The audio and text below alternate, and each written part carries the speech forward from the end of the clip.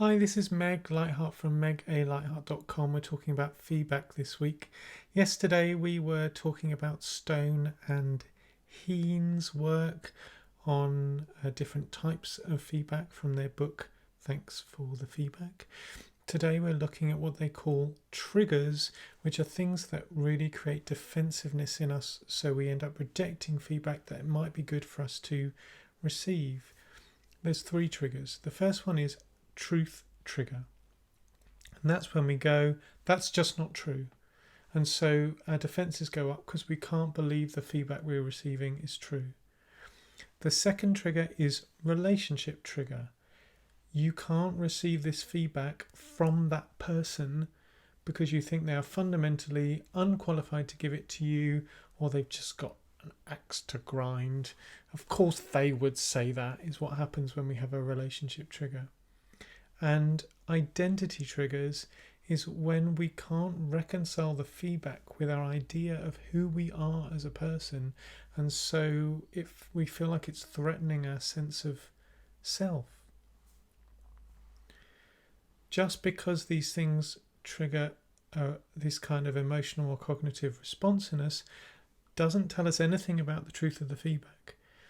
And there are some things that we can do to allow there to be more space for us to evaluate, to go, is this useful feedback to me or not? First thing is, we need to take a break, probably. If things have brought up emotions or defences in us, I often find that a couple of days later I go, yeah, okay. That was probably true, but in the moment you just can't receive it. If you're feeling attacked by feedback, it can be worth going up a bit onto your mental balcony and think about, in this situation, what outcomes are important to me. If you're working on a project or you're doing something in work or in your relationships, what outcomes are important to you? What's your purpose? Going up even higher, what kind of person are you aiming to be in this situation? What kind of person are you aiming to be in your life? The more we can go up to those broader, wider levels, the more we might be able to go, does this feedback fit into those? Does it help me move closer towards those things? Here's the thing you can do, is you want to separate, if you're feeling a relationship trigger of like, of course they would say that, write down the feedback, let it sit for a bit, and then imagine that someone else is telling you that, someone you trust more, and see whether you can hear the feedback differently. And I suppose in another way, it can be worth creating some candid dialogue with other people around you to go, can I check this feedback with you? Someone's told me this. Does that ring true for you at all? Not in a way where you're obviously rejecting it, where you're saying, well, I just heard this thing about me. I mean, that's not true, right? Because obviously that's not creating a channel for candid dialogue.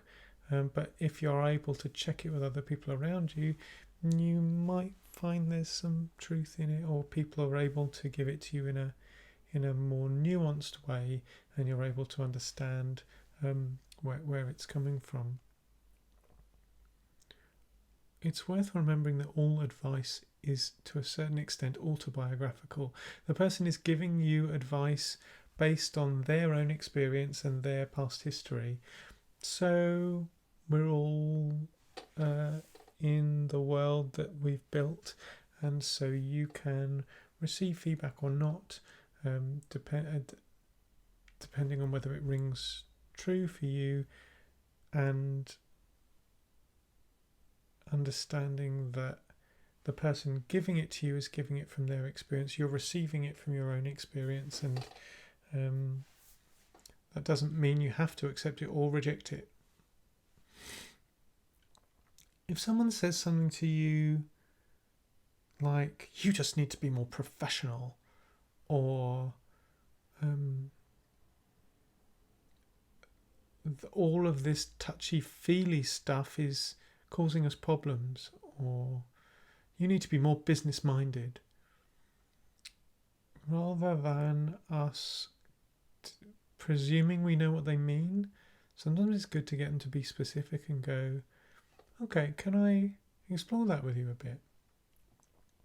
Can I check with you what, if I were being more business-minded, what would I be doing? What do more business-minded people do? And sometimes you can check what's behind the feedback, and sometimes you get to a level where you go, oh, okay, I get that. Sometimes it's something really specific that they just want you to be like this when you're on the phone, or when you're writing that report, or you're being in front of the press or whatever, that you say this about the organisation, not this. Sometimes they've got a beef with you. Sometimes there's something broader. Sometimes it's a fear of theirs that they have that's expressing itself. So it's worth getting them down to be specific to see if you can make sure you're talking about similar terms.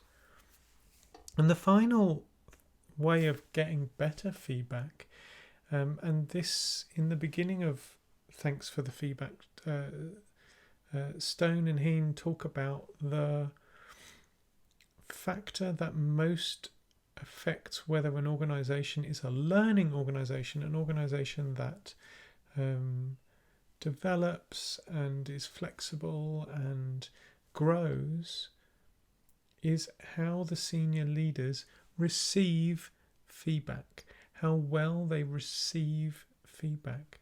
And so if you are someone who is more senior in an organisation, or you're just someone who wants to extend the Johari window that we talked about on Monday, so that you're learning more about yourself, see if you can request feedback. See if you can open a channel. See if you can go, hey, I'm wondering whether, could you tell me a couple of things that you feel like I can do better, that would make your life better if I changed? Or this one came from someone I know. If I was going to give you a brave pill, what feedback would you give to me about the way I am at work? One question that we use at home regularly when we all check in with each other is there anything you're feeling concerned or worried or hesitant about telling me? That can really open up a channel. When you're requesting feedback, you need to respond well. So you need to have done some of your work beforehand to understand what are your patterns, what are the things that send your barriers up, so that you're more able to hear it in the moment. And even if all you do is nod and write it down and say, thanks, I might come back to you about some of that. It's really useful. Thank you so much for sharing. And then go away and cry in the toilet. And then go away for a couple of days and process it and come back and see whether you can find out more and do some of the other things we've just suggested. Do your best to keep your heart open in that moment and appreciate the fact that someone's being brave enough to give you feedback. So those are some of the things that we can do to receive feedback better. Tomorrow I want to introduce a concept around adult development, which can tell us things around the way that we and others receive feedback, depending on how we what position we're at in terms of our ability to deal with mess and complexity, and that can give you some really useful feedback about that can give you some really useful information about how you can receive feedback better and how you can give feedback in a way that's easier to hear. If you would like some one-to-one support in thinking this kind of thing through, then go to megalightheart.com and have a look at coaching packages and see whether it's time for us to work together one-on-one. If you have a steady income and you like these videos and you're getting some benefit from them, then consider going to patreon.com/megalightheart and becoming a monthly patron of mine, which supports me in producing this kind of content, which I like to keep free as I can. Make sure you leave a comment wherever you're watching this, Let me know a question or something that really resonated with you. Super useful for me. Click like if you're on YouTube, click subscribe. That means that you'll hear about these videos when they come out, and all of those things help the algorithms so that these videos reach more people. I'm Meg Lightheart from megalightheart.com, and I'll see you tomorrow when we're going to talk about adult development and its impact on feedback.